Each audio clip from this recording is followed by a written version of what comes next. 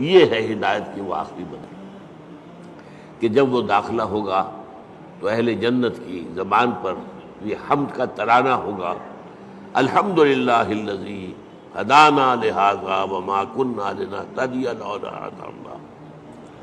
اس میں یہ ہے کہ وہاں پہنچا دینا، لیکن اس دعا کو آپ یاد کر لیجئے، کبھی کوئی نئی بات آپ کے علم میں آ گئی تب بھی آیت پڑھیے، یہ اللہ نے مجھے علم دیا ہے، ہم اس قابل نہیں تھے کہ علم خود حاصل کر لیتے۔ وہ اس آیت کا ترجمہ کیا ہے؟ کل حمد کل شکر اس اللہ کا ہے جس نے ہمیں یہاں پہنچایا جنت تک، ہم پہنچنے والے نہیں تھے، ہم اپنے بل پر اپنی سمجھ سے اپنی کوشش سے پہنچنے والے نہیں تھے، وما کنا لنہتدی لولا ان ہدانا اللہ۔ اسی طرح آپ کو کسی مجلس میں کوئی آپ کو محسوس ہو کہ آپ کے دل کو کوئی روشنی ملی ہے، کوئی آپ کو ہدایت کا کوئی نقطہ ہاتھ آیا ہے، کوئی ہدایت کی طرف آپ کی کوئی توجہ ہوئی ہے، یہ دعا مانگیے، الحمدللہ الذی ہدانا لہذا وما کنا لنہتدی لولا ان ہدانا اللہ۔ چاہے وہ کسی کے ذریعے سے آیا ہو، لیکن الٹیمیٹ سورس تو اللہ ہے نا۔ خود اس کو کس نے بتایا تھا؟ اللہ نے بتایا تھا۔ ہمیں جس نے سکھایا ہے اسے کس نے سکھایا تھا؟ اللہ نے سکھایا تھا۔ اسی طرح الحمدللہ الذی صدقنا وعدہ واورثنا الارض نتبوأ من الجنۃ حیث نشاء۔ ایک جگہ یہ ترانہ آیا ہے، جنت والے ترانہ جو ہے کل حمد کل شکر اس اللہ کا ہے جس نے ہم سے اپنا وعدہ سچا کر دکھایا۔ اس نے ہم سے کہا تھا کہ تم میرے راستے پہ چلو گے میں تمہیں جنت دوں گا، آج ہمیں اللہ نے وہاں پہنچا دیا، زمین کا وارث بنا دیا گیا، وَأَوْرَثَنَا الْأَرْضَ۔ بعض نے کہا نہیں، ارض سے مراد ارض جنت ہے، جنت کی زمین کا ہمیں وارث بنایا۔ لیکن میری ذاتی رائے بھی یہی ہے، اصل میں حساب کتاب یہی ہوگا، میدان حشر اسی زمین میں ہوگا، اس لیے کہ قصہ زمین برسر زمین، آپ نے نیکی یہی کمائی ہے، بدی بھی یہی کمائی ہے، اس کی سزا بھی یہی ہوگی اور اس کی جزا بھی شروع یہاں ہوگی، لیکن شروع ہوگی، جزا کے مرحلے ہیں، پھر اس کے بعد جنت، آسمانی جنتوں کی طرف عروج ہوگا۔ لیکن وہ جو میں نے کئی دفعہ آپ کو بتایا ہے، قرآن مجید میں ایک نزل کا لفظ آتا ہے، نزل، اور ایک عربی میں ضیافت کا لفظ، ان دونوں میں فرق کیا ہے؟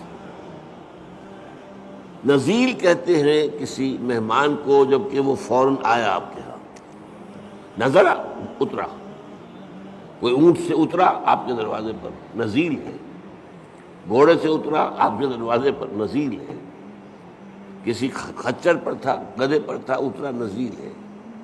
آج آپ کار سے اترتے ہیں، نزیل ہے، نظرہ تو ہے۔ آتے ہی آپ کیا کرتے ہیں؟ موسم کے لحاظ سے کوئی ٹھنڈا یا گرم، فوری طور پر ٹھنڈا یا گرم جو ہے اس کی تبادل کی جائے گی، پھر ضیافت ہوگی، پھر اہتمام ہوگا، پھر جو ہے آپ اہتمام کے ساتھ کھانا تیار کریں گے، اس کو ضیافت ہے۔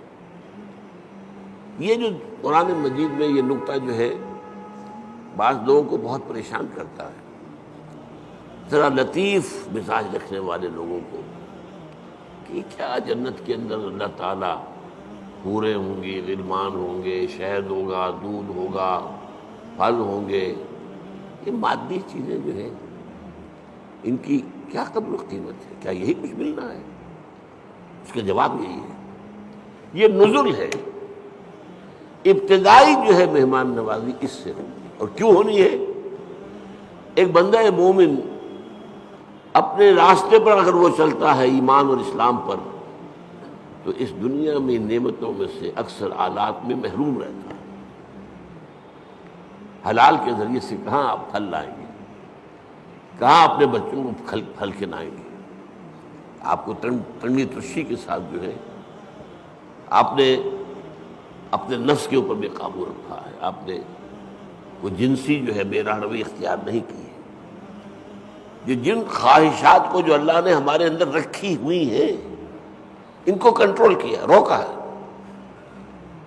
نہن نفس عن الہوا، خواہشات سے اپنے نفس کو روکے رکھا۔ تو میں کہتا ہوں اس کا منطقی جگہ یہی ہونی چاہیے کہ ان خواہشات کی بھرپور تسکین کا سامان کر دیا جائے جن سے تم نے ہمارے راستے پر چلنے کی وجہ سے اپنے آپ کو محروم رکھا۔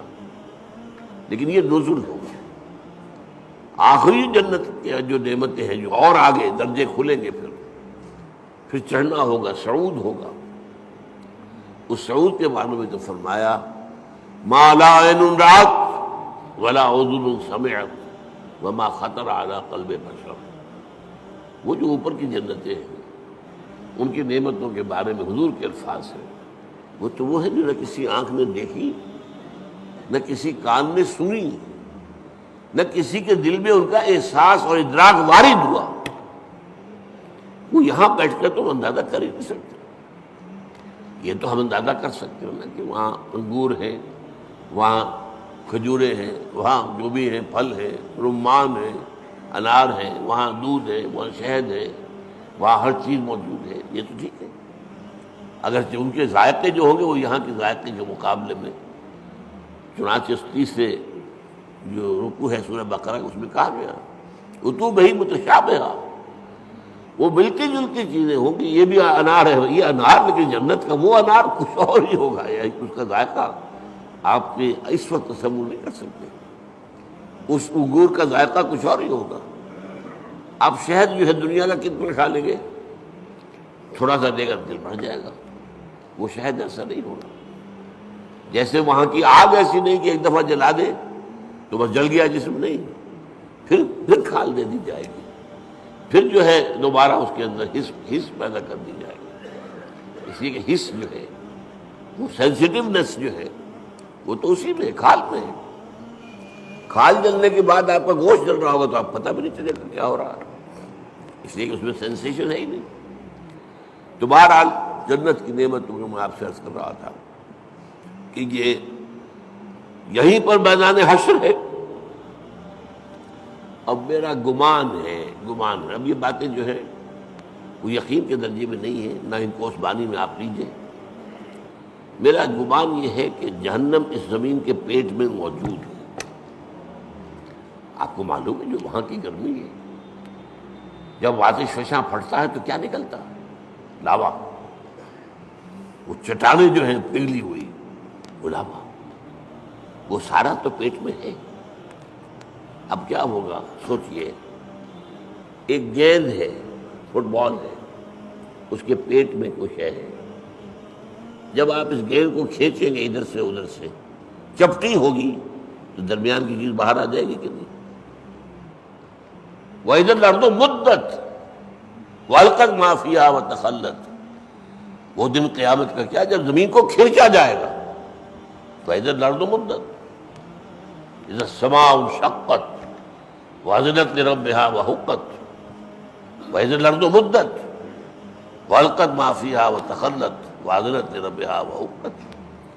اب وہ کھینچیں گے آپ تو اس کے اندر سے درمیان چیز باہر نکل آئے گی۔ یہ ہوگی جہنم۔ اس جہنم کا معاملہ اسی زمین میں سے، پھر وہی لفظ کہہ رہا ہوں، جس سے زمین برسر زمین۔ لیکن یہ کہ جنت جو وہ ہوگی زمین کی، وہ صرف پہلی منزل ہے اس کی۔ وہ آپ کہہ لیجئے کہ وہ در حقیقت استقبالیہ ہے جو وہاں پر ہو رہا ہے، اور وہاں پر نزل دیا جا رہا ہے۔ یہ ساری چیزیں جو گنوائی گئی ہے قرآن میں، یہ نزل کے درجے میں، پھر اونچے درجے ہوں گے، پھر اونچے درجے ہوں گے۔ تو بہرحال یہ میری بات کہاں سے چلی تھی؟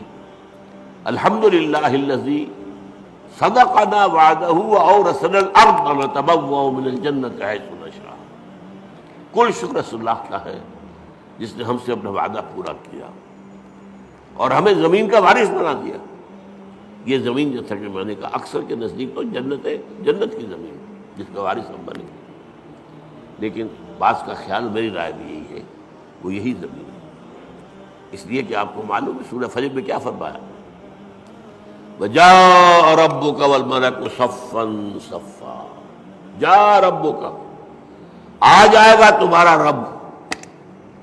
اللہ تو نزول فرمائے گا، میدان حشر میں آئے گا، یہی مقدمہ ہوگا، یہی عدالت لگے گی۔ جاء ربک والملک صفا صفا، تمہارا رب بھی آ جائے گا اور پھر فرشتے ہوں گے صفے باندھے ہوئے، قطار اندر قطار، یہ نزول ہو۔ وَيَحْمِلُ عَرْشَ رَبِّكَ فَوْقَهُمْ يَوْمَئِذٍ ثَمَانِيَةٌ، وہ جب اللہ تعالیٰ اپنے اس عرش سے اتر کے اس زمین تک آئے گا، اب وہ کیا کیفیت ہوگی، آپ اس کے لیے کچھ نقشہ ذہن میں کوئی مادی کوئی وجود اللہ کا نہ سمجھیے، لیکن کوئی کیفیت ہے جس کا نام، جس کو ان الفاظ سے تعبیر کیا گیا ہے۔ اب الفاظ ہے تو کسی درجے میں مناسبت ہوگی، وہ حقیقت تو اس وقت کھلے گی، جیسا کہ میں نے کہا جنت کی نعمت ہوگی، حقیقت اس وقت کھلے گی۔ ما لا عین رأت ولا اذن سمعت وما خطر علی قلب بشر، اور قرآن میں جو آتا ہے لہم ما یشاؤون فیہا ولدینا مزید، اہل جنت کے لیے وہ تو سب کچھ ہوگا ہی جو وہ چاہیں گے، ہمارے پاس اور بھی بہت کچھ ہے جس کا تصور ہی نہیں ہوگا، تو ہم کہاں تک تصور کریں گے، ہمارا ذہن بہت چھوٹا ہے۔ لہم ما یشاؤون فیہا، وہاں وہ تو سب کچھ ہے ہی ہے جس کا کہ ان کے اندر تمنا ہے، آرزو ہے، خواہش ہے، جس کی سمجھ ہے، جس کا ادراک ہے، جس کا شعور ہے۔ وَلَدَيْنَا مَزِيدٌ، ہمارے پاس اور بہت کچھ ہے۔ اور یہاں وہ جوڑ لیجئے ما لا عین رأت ولا اذن سمعت وما خطر علی قلب بشر، تو یہ اصل میں حمد ہے، شکر